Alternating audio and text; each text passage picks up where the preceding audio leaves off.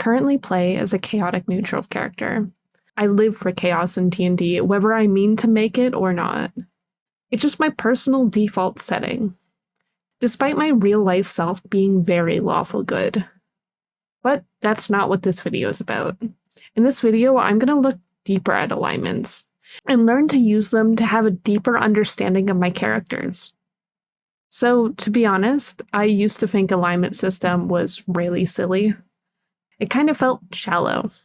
And other than the use in some spells that were used for good or evil, that it didn't have a purpose. Like, maybe it was a tool designed for new players to have an idea on how they might roleplay, except new players often choose one and then not follow it, because they're still finding their footsteps on what suits them in roleplay. So what is even the point? But then recently, I started to realize that alignments could be a lot deeper. My first thought that really put me on this thought process was that your backstory self might not be the same alignment as you are now. Characters that were once working for bad guys might have turned over a new leaf, or a lawful character who recently had a breakdown and is discovering chaos, or vice versa.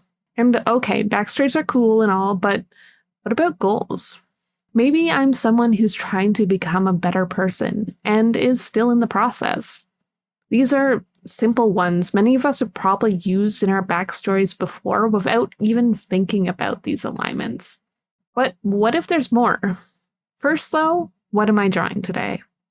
This is Anastasia, the Jeweled Blacksmith, an Azure from the city in Ash, Encombe, specializing in weapons and armors with jewels embedded in them. If you're interested in the elemental planes, I'm creating and releasing NPCs, tokens, races, and places for the fire and earth planes over on my Patreon, link in description. So, what if you aren't just one alignment at any given time?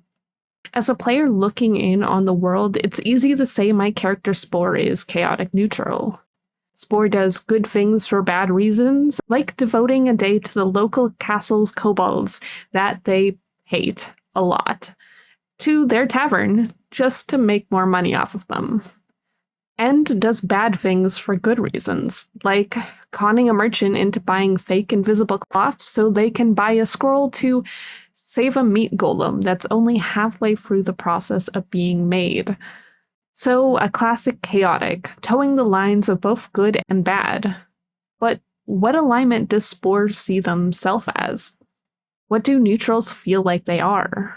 But this isn't only a neutral thing. This can be asked about good or evil characters too. In real life, a good person can be haunted by a bad act they did, sometimes feeling like they're a bad person for it. And if your character feels this way, how does it affect what they do? Do they give in to this feeling of being the opposite of who they really are? Or are they fighting it?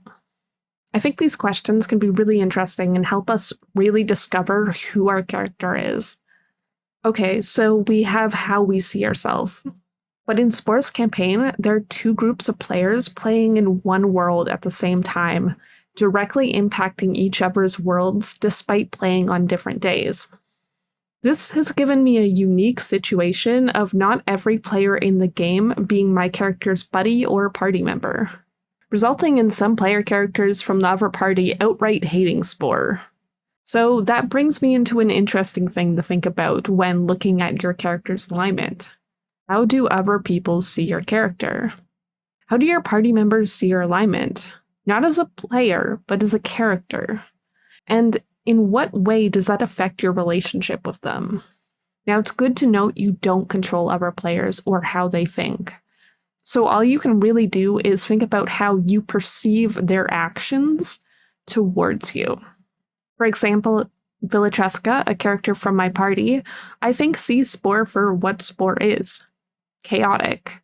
But they act like Spore might be happier if they were more lawful, often trying to help Spore in ways Spore doesn't feel they need help. Where on the opposite end of things, Marl, another party member, seems to see the good in Spore, and is happy letting the little mushroom do as they please, enabling Spore and making a really strong bond between them.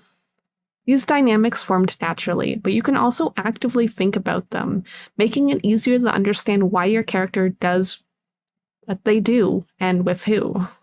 Now, not everyone in this world is in your party. So, what does the general public see of you? Or characters that are commonly in your campaign?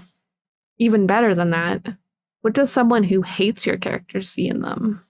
Now, in my game, like I said, there are two parties, and Spore did some not good things to the other party, even if they started it. So I happen to have the easiest time with this question.